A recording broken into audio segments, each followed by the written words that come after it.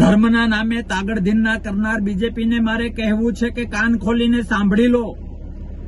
મહાપાપથી બચવું હોય તો મારી વાત ધ્યાનથી સાંભળી લો. પ્રભુ શ્રી રામ, જય જય શ્રી રામ, જય જય શ્રી રામ. રામ ભગવાનના નામથી અંદર સ્ફૂર્ણા થાય, આનંદ થાય. એ આનંદ તમારો ઈજારો નથી.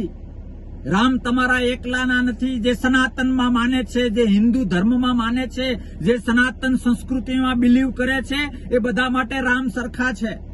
પણ જેમ ઘરમાં દીકરો બહાર ગમે એટલી તાગડધીનના કરતો હોય પણ પોતાના મા બાપને વૃદ્ધાશ્રમમાં મૂકી આવે, એ દીકરો સમાજમાં સ્વીકૃત નથી બનતો.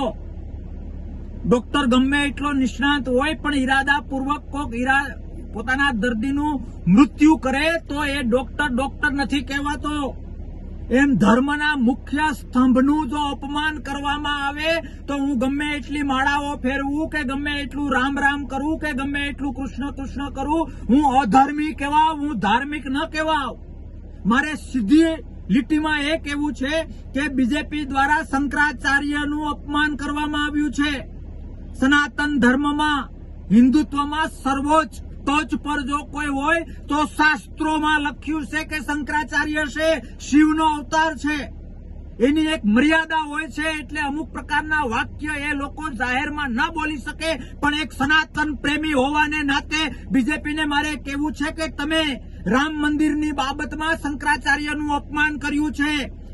એક સાચો હિન્દુ, એક સાચો સનાતનને માનનારો વ્યક્તિ આ દુનિયામાં જ્યાં જ્યાં વસે છે એ બધા તમને રિક્વેસ્ટ કરે છે કે શંકરાચાર્યનું અપમાન કરવાનો રાઈટ તમને કોણે આપ્યો? કયા ધર્મમાં એવું લખ્યું છે કે તમે તમારા સ્વાર્થ માટે, ચૂંટણીલક્ષી સ્વાર્થ માટે શંકરાચાર્યનું અપમાન કરો? ખેર, જે થઈ ગયું એ થઈ ગયું, પણ અપેક્ષા છે, માંગણી છે, ડંકાની ચોટ ઉપર માંગણી છે કે શંકરાચાર્યની માફી માંગવામાં આવે. બીજેપી દ્વારા શંકરાચાર્ય શ્રીની માફી માંગવામાં આવે કે એમણે જે શબ્દો કહ્યા હતા, એમણે જે સનાતનતા સમજાવવાનો પ્રયત્ન કર્યો તો રામ મંદિર અયોધ્યા બાબતે, એની અવગણના બીજેપી દ્વારા કરવામાં આવ્યું છે. શંકરાચાર્યનું અપમાન એટલે હિન્દુ ધર્મ, સનાતનતાનું અપમાન. શંકરાચાર્યનું અપમાન એટલે આ પૃથ્વીની સનાતનતાનું અપમાન, અને એનું તમે અવગણના કરી છે. માફી માંગવી તમારા માટે ફરજિયાત છે. અને જો માફી ન માંગવી હોય તો ન માંગવાનું કારણ દેશ સમક્ષ અને સનાતન પ્રેમી સમક્ષ રજૂ કરવું એ તમારો ધર્મ છે.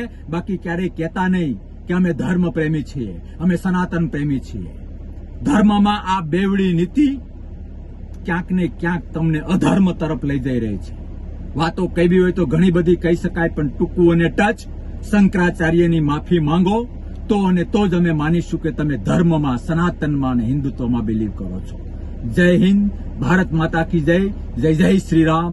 વૈષ્ણવજન તો તેને કહીએ જે પીડ પરાઈ.